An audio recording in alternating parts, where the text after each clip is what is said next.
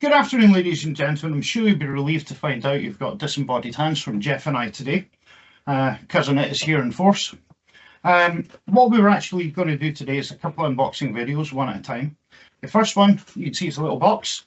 When it comes through your door, it'll be folded up, taped up. So you open it up, pull it through like so, and you get a nice Madagascar coming out. So that is our new folder game. It replaces our Ziploc products over time. The idea basically being that it's a much nicer way to present it. See, we've got the barcode down the bottom, and the front of it tells you exactly what it is. So, as usual, we can't actually get you to see it. There we go. So the bottom line is this will then open up, as you can see, like so. And we've got some Velcro labels on it to hold the thing together. And within it, it will tell you in this bit here what the contents are. So in this case, it's a counter sheet. It tells you the name of the counter sheet. It tells you how many maps there are, what they are, and so on and so forth, rules, dice, and all that kind of thing. So for those of you in the past who've asked me what the contents of the game are, certainly the folder games will have it in a box somewhere within this internal cover. We then tell you a wee bit about what the game's about and welcome you to the system. And we think that these will probably be smaller products which are a bit easier to get into. So you put your hand in, you pull it all out, and you'll get 2 dice. Now we also have 2 D10s. It doesn't matter if you've got percentile and standard, whatever you've got in the box, you can play the game because one is percentile and one is obviously standard. There's some flyers, and in those flyers, what we try and do is show you some alternate products, whether it's our 6 Degrees card games, the First World War series that Geoff and I have been working on, Barbarossa and Vengeance, or just our generic, hey, there's a whole pile of games that we do, and you'll recognise one we're going to unbox a wee bit later on here with Balkan Fury.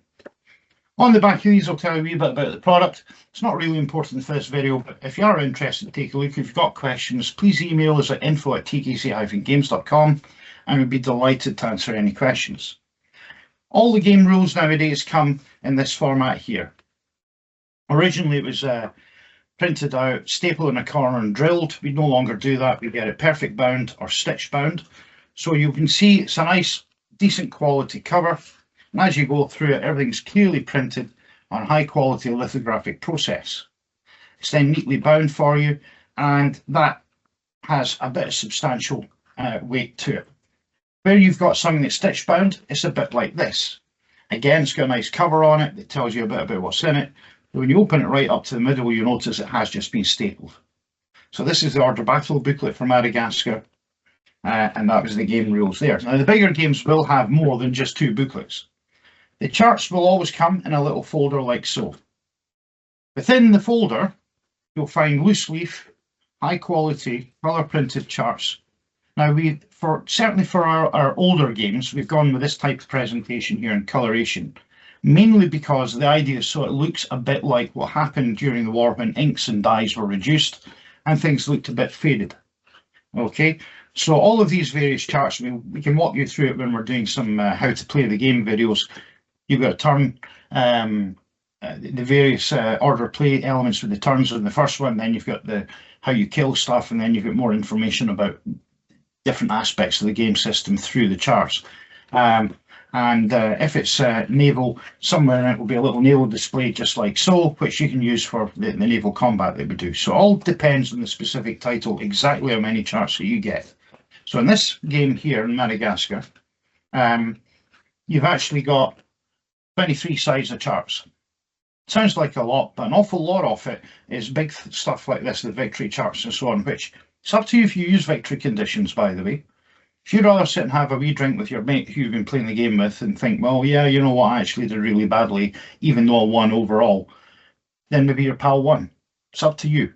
Either that, you can actually count the points and see what actually goes on. The points are always based upon the historic rating for victory, not upon anything else. Now, the counter sheet, 280 counters per sheet. So Madagascar comes to you with 280 plain counters, which represent a variety of different things. The khaki up here is the British Army. The white with the khaki on it are colonial units. Down here, we've got the Royal Navy. We've got a couple of Dutch ships there. We've got RAF and South African aircraft here. And these yellow units in the red are actually the Japanese forces that we understand are allocated to go and take Madagascar, had we not intervened first. So it's got a massive what if, and if you deploy the Japanese, it gets a little bit hairy for the Allies.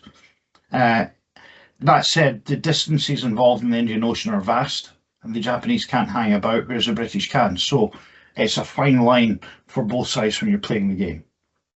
The French, the Vichy French forces are up here in this pale beige colour with the blue. Their army is quite small, but the key thing to remember about that very small army is it went basically guerrilla in the British, and it took months of running about the boondocks to actually get a handle on the situation, and we never beat them. The British never beat them. The French flipped sides after the November 42 invasion of North Africa and the deal done with Darlan. So that's something not many people realise. The very small French Navy are black on white, and that's because to this day the dress uniform of the French Navy is black, a white shirt and a black tie to memorialise their defeat at Trafalgar. Not many people realise that's why they have that uniform. The UIT and the unit counter descriptor tells you what all the different icons within the game counters are, and we give you some indications of what it all means with all these different diagrams here.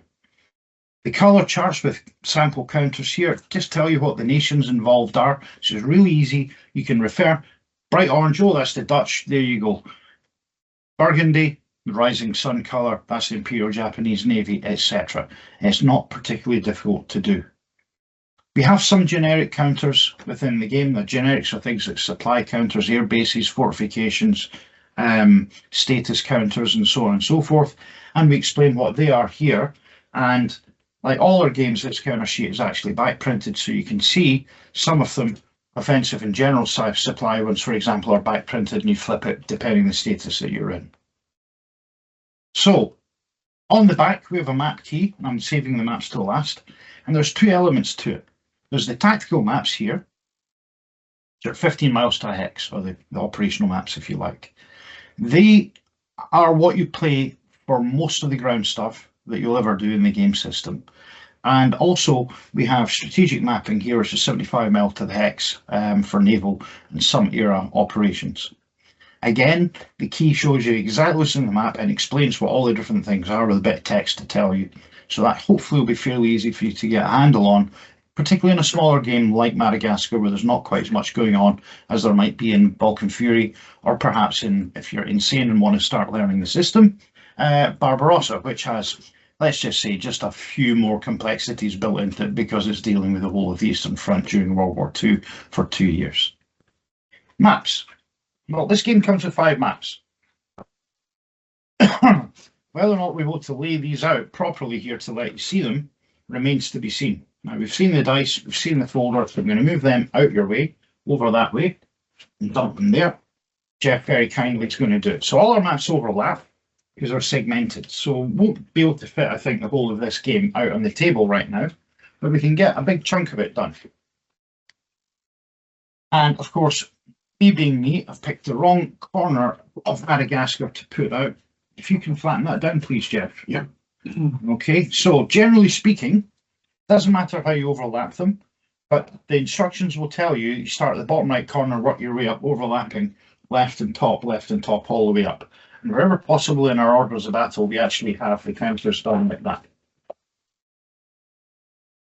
course, because we're live on video, I can almost guarantee, when you unfold that and just lay it out up there, please, over that corner, people get the general idea of what you get. So this is Madagascar itself, guys. And you'll notice there is pretty good consistency of getting to overlap and not have problems with the counter layout. Doesn't matter if Geoff doesn't quite get this, you'll get the idea.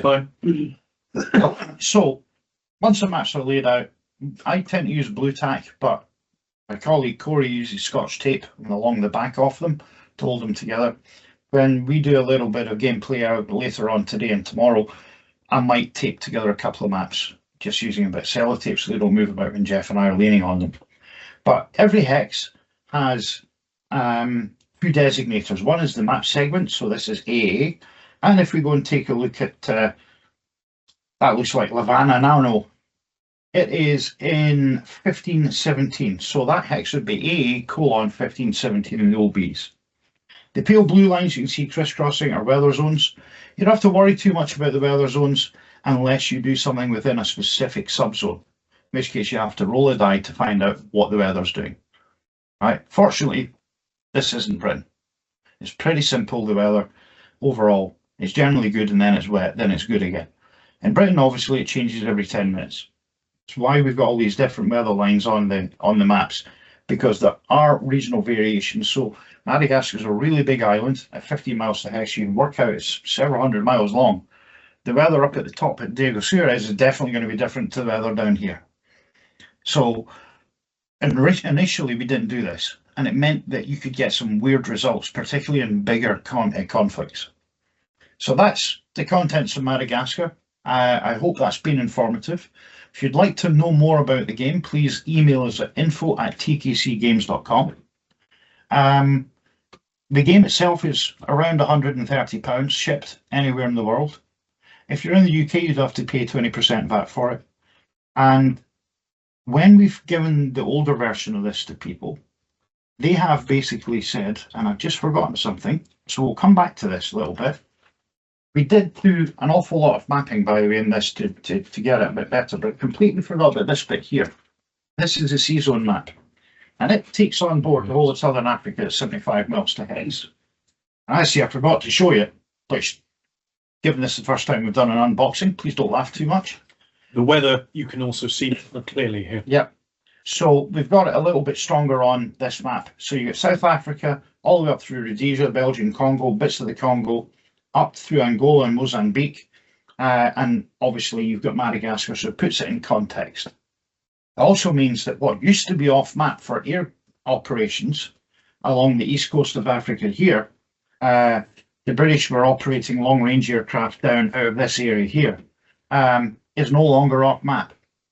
And from a Japanese perspective, we could look at doing a what if for you, which we haven't done yet because we need to do a bit of thinking about how to make it work, where they'd maybe grab one of these outlying islands over there and I can issue a PDF off that from the 15-mile hex mapping. So this is a typical C-zone map. We've done C-zone mapping so far, just so you all know, for the North Sea and the Arctic up to Murmansk, right across the Indian Ocean, Southern Indian Ocean, a little bit of the South Atlantic, and a big chunk of the Pacific so far. And as we release more Pacific games in particular, you'll get a whole lot more of this because there's an awful lot of blue and not an awful lot of land. So back to where I was before I started to do the wind up. Madagascar has been shown by our clients to be one of the most challenging games to master, but it's fairly easy to learn.